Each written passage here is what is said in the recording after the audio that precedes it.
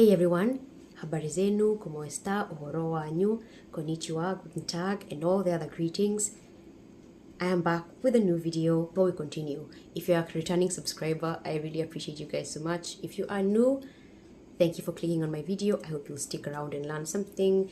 Please leave me a like and a comment when you're done. I saw this video on Insta and it just made me, I went like that because it's like, what are you doing?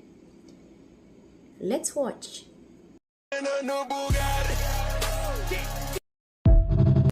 3 reasons why you shouldn't adopt a kid outside your race.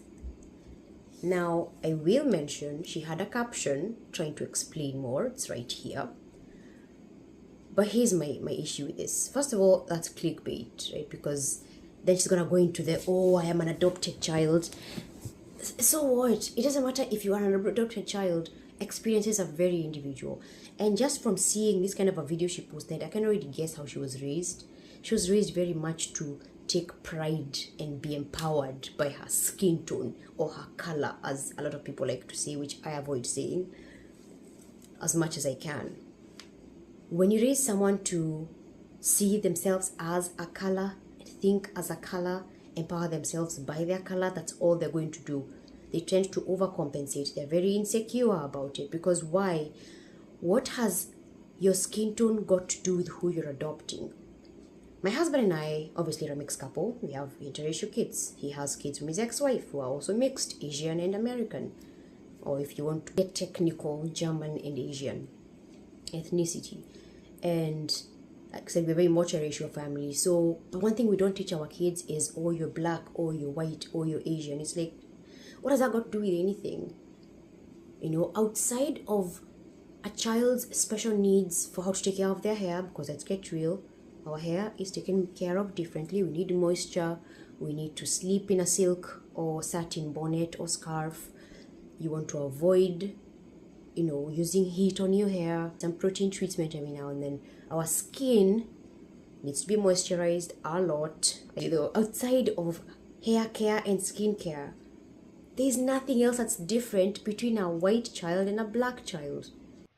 Come with me as we braid my daughter's hair. As a white mother to a beautiful black daughter, I know that this is more than just a routine. This is a sacred act of care. It's a tangible way to honor the beauty that she carries. And from the very beginning, I want to say it's been my priority to learn how to care for her hair, to understand its language, its stories, its strength. When we first lived in Liberia, we got to live with a beautiful family that taught me the art of braiding. And I say art because it is so that. This woman's hands showed me what mine could someday hold. Now, depending on the kind of parents that raise you, that might be a thing. Because they'll tell you, oh, honey, remember you're a little black baby. Why? Just treat me like a normal person. Why don't teach me how to see color? Because that's all I'm going to see. Which will lead me into victimizing myself, either victimizing myself or empowering myself. Sometimes these are simultaneously happening. And then there's this identity crisis now because, oh, I have white parents who didn't teach me black love. What the hell is even just ugh. Or I have my white parents who they didn't take me to a black school, so they didn't provide a black environment to meet black people and learn how to be black. Why do white people adopt black children? I got a question. Why are there so many black children that need to be adopted?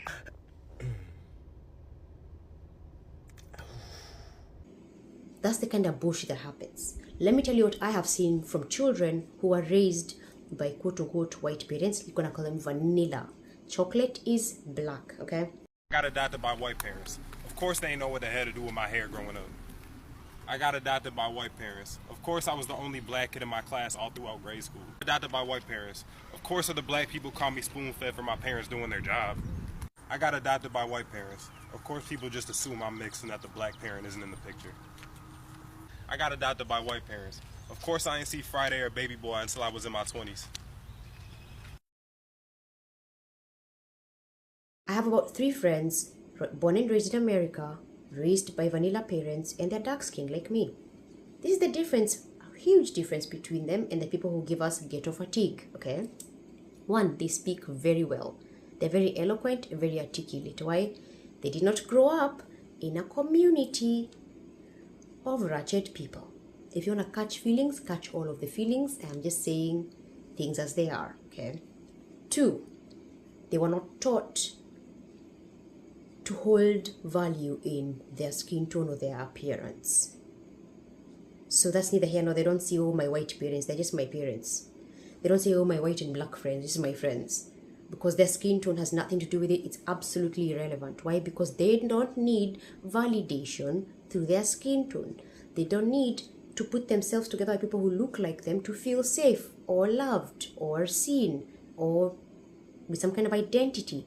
Once you teach your child that they need to attach their identity to their skin tone, they turn into a Democrat. That's what they do. They either become a black activist or a white savior. In this case particularly, they become a black activist because they become a person who believes in identity politics. They become a person who claims they are oppressed because of their skin tone. They want to pick their friends based on their skin tone. Those kinds of things give me all the aches in the world. So when I see videos like these, the ache, I get double ache, triple ache even. I understand adopting a child who does not look like you can be scary and very, very different, right? But please do not listen to anyone who tells you that you must teach them their blackness. Teach them humanity. That's what you do. Teach them humanity. Teach them how to do their hair. Teach them how to take care of their skin. That's all. That's it. And just raise them up to be a person, not a black baby, just a baby. Stop freaking grooming your kids to be racists. Like this lady. I grew up in Oregon, adopted by white people. When I was 9 or 10, I met my first black person. When I was 14, I moved to an even whiter town where there were 3 black people, me and my siblings. I have spent years working through my trauma and my defense mechanisms, my conditioning that happened from all of the microaggressions, the gaslighting, the manipulations. I have a feeling she was raised by liberals. I just get that feeling. Because from my experience and observations over the last 5 years, again on TikTok, I've learned so much, y'all. I've interacted with these people one-on-one. I can read them like a book. And most of the white liberals, which I call white saviors, because they have this white guilt, they tend to really focus on skin tone. So, oh, I'm white, so I have white guilt from my ancestors. Even if they did not own slaves, somehow I'm still guilty of something. And I owe black people reparations, so I will lick their boots to show them how much I care. They become allies. These are the allies of BLM, okay? The ones who draw BLM freaking things on their face. I might not be the same, but that's not important. Freedom till we're equal. Damn right I support it.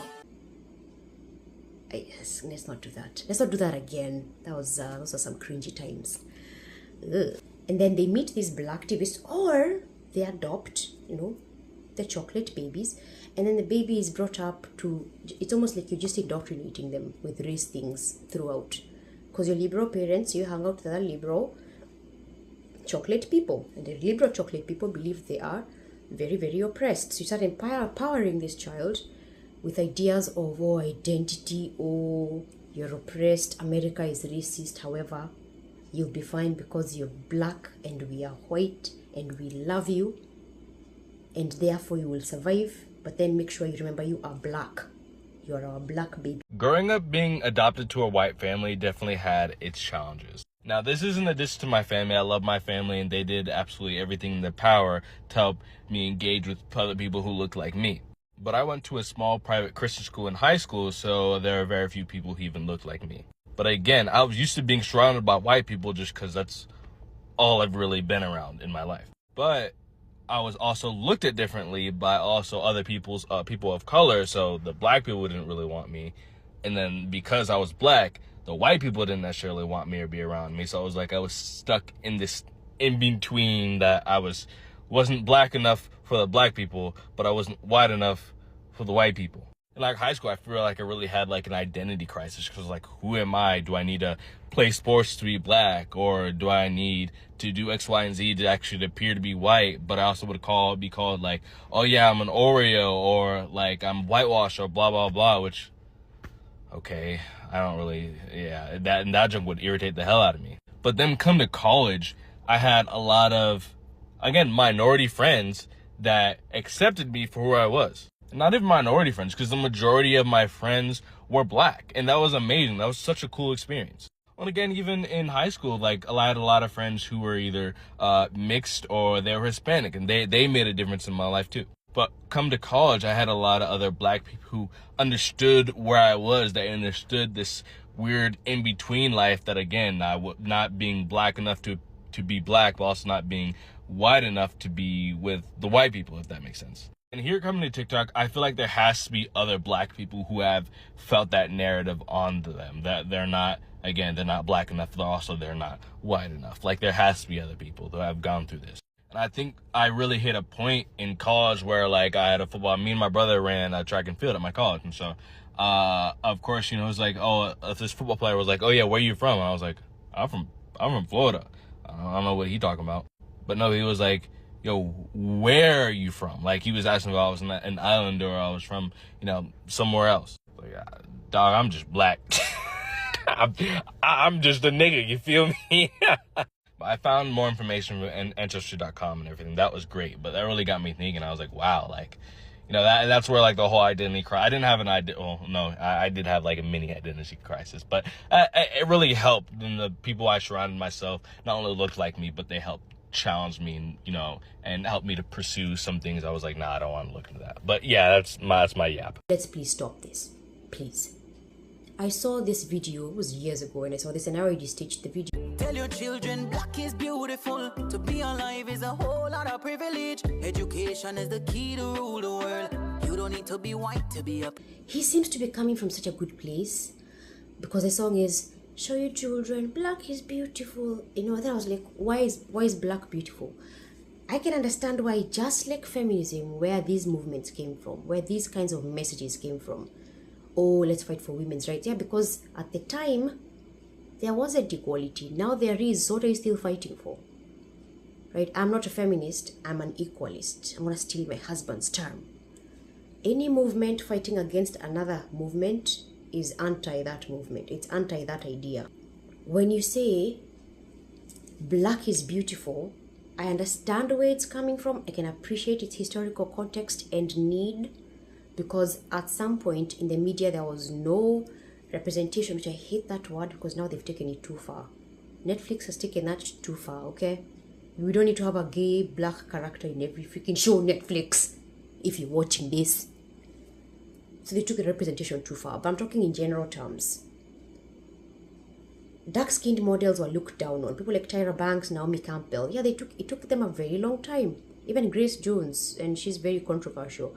But they had to find their own path, because at the time, black was not seen as the standard of beauty, because by Western standards and European standards, they were very different. So in those days, at that time, I can see why people would say black is beautiful, because you want to remind your child black is beautiful. You are dark-skinned and you're still beautiful. However, fast forward 2025, why are you trying to teach your child that? Just tell them they are beautiful because they are human beings. That's it. It has nothing to do with their skin tone. Feeling the need to empower your child through their skin tone or their color only leads to identity crisis and the need for validation. It makes them very insecure, which makes them overcompensate. It's when you find people using usernames like #BlackThis or @BlackKing and BlackQueen. Why? I am not a color. I will never identify myself as a color ever. I am not teaching my children my my beautiful mixed kids to hold identity in their skin tone. I'm teaching them just to be kind human beings. That people are people and not colors. We expanded on the people talking about how I can't raise children because of my race. Mm-hmm. You know, we made a lot of videos on how that's irrelevant. You know, right. We've been raising children that are not our race for a long time. Mm-hmm. You know, and the only reason to even bring that up is because you want a victim mentality instilled into your child to protect them. Right. So if you're saying that I can't raise a child because their skin color is different, then you're telling me that I need to raise a child to treat them differently based on their skin. Yes. And we don't believe in that. And our children, we have children that are older, that are grown-ups, adults, legal drinking age, and they don't have issues.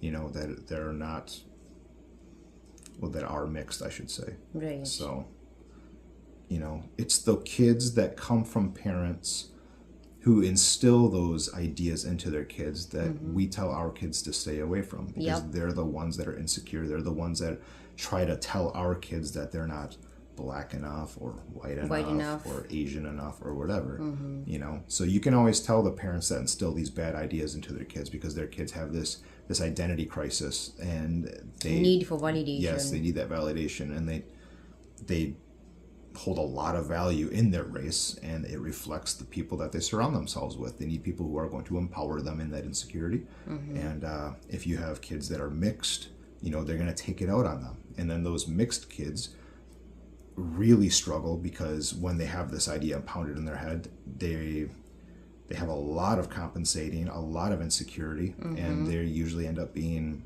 really racist because of it. Yep. They end up hating one side of themselves and try to prop up the other side of themselves. Things they can't change. There's nothing they can do about it, and they struggle with that. And they become activists. They do, yeah. Virtue signaling activists who believe they're oppressed, but they're mixed. So like, I hate myself. Yeah, and then you see there was some women on TikTok who would make videos at their father's funeral. Their father, who's never actually done anything to them, but because they were white, they were yelling at him for having them as children, because, you know, they birthed them into this weird situation of being half oppressor, and it's just half oppressed, just nonsense. Black pride plus white guilt equals to disaster. Yeah. Yeah, that's these mixed children who are really almost self-hating, if you will. That's where that comes from. And that's why we're bringing up our kids in a very, very different. We have American pride. Don't hold pride in your skin tone, because this is just our skin. It doesn't count for anything. Yeah. And to be colorblind, which we get a lot of hate for teaching our children to be colorblind. Yeah. You know, we promote colorblind society, and people say that's racist, but it is quite the opposite. Exactly. Racism cannot exist without racial pride, and we're teaching our children to not hold pride in race. You cannot be racist if you do not have racial pride. Right. So, and I think that's the problem, is they want their children to be racist. They want their children to resent people, because those parts of them are insecure, and they feel like that resentment towards people because of that insecurity is justified. And, you know, they want more kids to have that. And because we don't teach that into our kids, we're racist. Yes, the irony, babe. Yeah. They will not limit their experiences to skin tone. They will not think that, oh, we're a monolith because we should all think the same. They will not fall into hands that are trying to train them to influence their own decisions using their skin tone, because that hasn't got to do with anything. They will not end up as Democrats. They don't pick their friends by their skin tone. Stop empowering your children through their skin tone. And for God's sake, please, if you are planning to adopt kids, do not think that you must teach them some black experience and black things. It's really misleading. It's only going to lead to issues. That's exactly how I feel. That's exactly how I feel. That's exactly how. Thank you so much for watching this far. Make sure you like, comment, subscribe, and share, and hit the notification bell. I will see you guys in the next video. Kenyan Hippie out.